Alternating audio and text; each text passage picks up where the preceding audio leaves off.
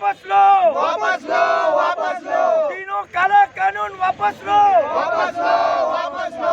अरे लड़ेंगे।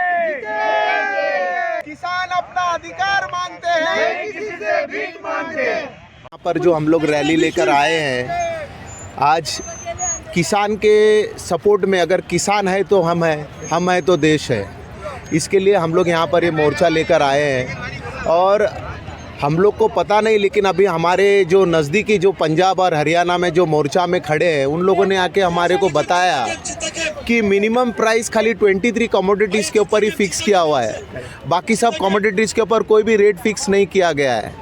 तो ये जो चीज़ें हैं, अगर 23 छोड़ के बाकी सब चीज़ों के ऊपर क्यों नहीं मिनिमम रेट फिक्स करते हैं।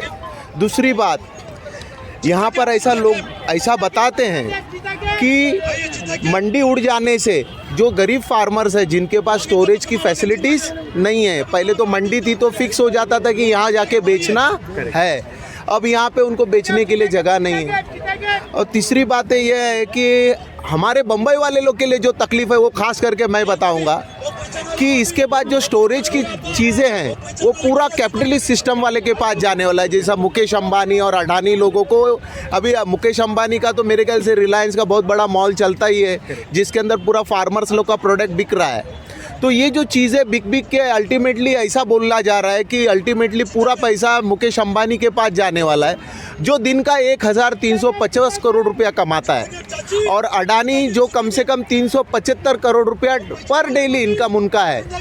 अब वही दोनों अगर कमाने वाले, और नरेंद्र मोदी और मोदी शाह अपना अमित शाह अगर उनको ही मदद कर रहा है, तो हम गरीब लोगों को कब मदद करेगा। और चौथा बात, एकदम इम्पॉर्टेंट बात यह है कि जो रेशन में गरीब लोगों को जो अनाज मिलने वाला है, 20 किलो 10 किलो आज के तारीख में मिल रहा है, कुछ सालों के बाद अगर ये पूरा प्राइवेट हो जाएगा तो ये जो रेशन के अंदर जो गरीब लोग के लिए जो इंडिया गवर्नमेंट संभाल के रखती थी स्टोरेज फैसिलिटी, वो बंद हो जाएगा, तो इनको अनाज कहाँ से मिलेगा। तो शायद वहाँ पर ये दिक्कत होने वाली है, ऐसा हमें बताया गया है। और हमारे जो खास करके जो हरियाणा और दिल्ली और पंजाब के बॉर्डर पर जो हमारे आदमी पिछले 45 दिनों से वहाँ पर है, उन्होंने हम लोगों को ये चीज़ बताई है। हम उसके अंदर डीप में नहीं गए, लेकिन हमारे को जो ठीक लगता है, और मेधा ताई जब बोलती है तो हम उसको मानते हैं कि वो झूठ नहीं बोलती है, क्योंकि यहाँ हमारे साथ SRA के आंदोलन में वो बेचारी 18 दिन उपवास रखी थी और उसका 10 पैसे का फ़ायदा नहीं था, लेकिन हमारे लिए लड़ी थी वो। अगर ऐसी औरत अगर हमारे सामने कुछ बात बोलती है तो हम मान के चलते हैं कि वो सच बोलती है। जो भी संघर्ष कर रहे हैं, मैं तो पहला कहना चाहूँगा कि जो 50 से 60 लोगों से ज़्यादा ऊपर जो हमारे किसान देहांत हो गए, वो मरे नहीं कर सकते, हम लोग उनको श्रद्धांजलि नहीं दे सकते, क्योंकि उनका मर्डर हो गया है। उन्होंने खुद का आत्महत्या किया है, आत्मदहन किया है, खुद सुसाइड किया है। तो खाली ये बिल जो है कि किसानों के विरोध में जो बिल प्रोड्यूस किया है, उसी की वजह से और उसकी वजह से ये सरकार के ऊपर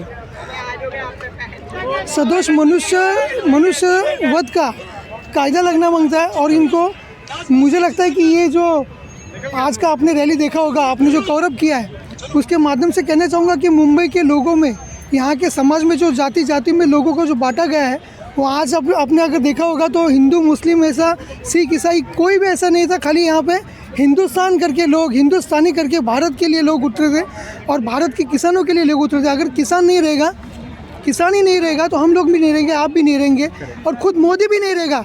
तो अगर उसको खुद को बचाना है तो किसानों को बचाना पड़ेगा।